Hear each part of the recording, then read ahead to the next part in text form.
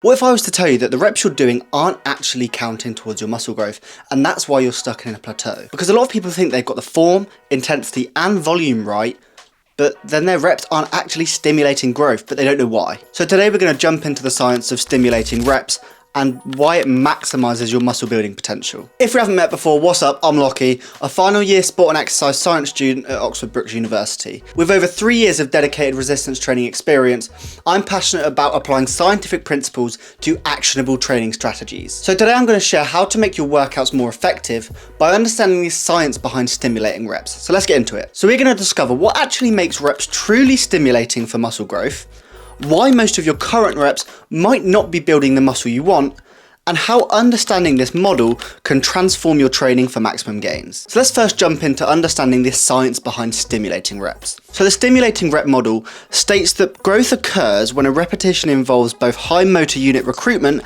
and high muscle fiber mechanical tension at the same time. So think about motor unit recruitment as calling upon your muscles workforce. The more muscle fibers you recruit, the more potential there is for growth. And mechanical tension is about how much force each fiber or each worker can generate or is generating. So to add that all together, we basically need as many fibers recruited as possible in the movement, and for each of them fibers to individually be creating as much force as they possibly can. That is what will stimulate the most growth. So now let's speak about why most reps don't actually maximize muscle growth. So early reps in a set often lack sufficient motor unit recruitment because your effort level isn't maximal yet. And fast reps, although they might feel powerful, reduce muscle fiber tension because fewer myosin can attach to actin, limiting their growth potential. So now we've got past the majority of the reps, the final few reps is where the real growth actually happens, because these last few reps is where the muscle fiber recruitment is highest, but also the mechanical tension is highest. So I often speak about the reps in a set gradually decreasing in voluntary tempo, and that is what will indicate higher levels of motor unit recruitment and mechanical tension. And obviously the important thing is that it's an involuntary reduction in tempo. It doesn't mean you have slowed the weight down yourself, it means the rep itself has forced you to slow down because you can't push it any faster. So think about in your set, them last few reps where you have to fight to maintain control and complete the rep.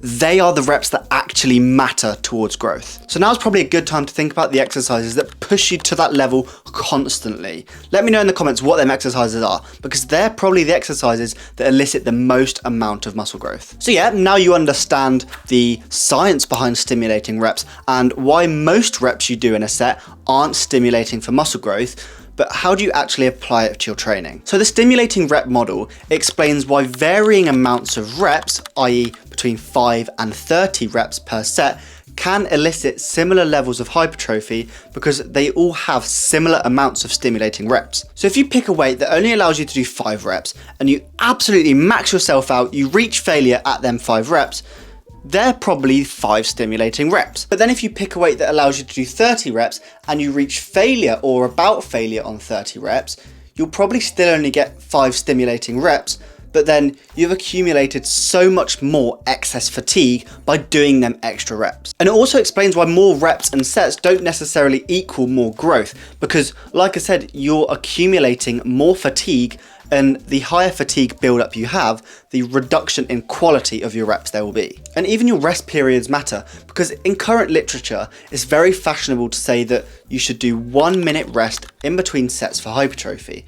But then if you aren't fully recovered and you still have excess fatigue, that could be decreasing the amount of stimulating reps you have within your next set. So actually applying it to your training means choosing exercises, a rep range, and the amount of sets you do that allows you to reach them 5 stimulating reps, or even more if you can, but generally you won't get more than 5 stimulating reps per set. So now you've probably realized that absolutely hammering the weight out, getting an amazing pump, probably isn't best for your hypertrophy in the long run. So you need to stop chasing the pump and start chasing stimulating reps for actual gains. So by focusing on generating maximum tension in them final challenging reps, you will be maximizing your gains. Now I understand, this shift in your mindset might require you to slow down your reps, reduce the weight, or face the challenge of them final grueling reps, but it's so worth it in the long run. So let's recap what we've covered. Stimulating reps are the key to unlocking serious muscle growth,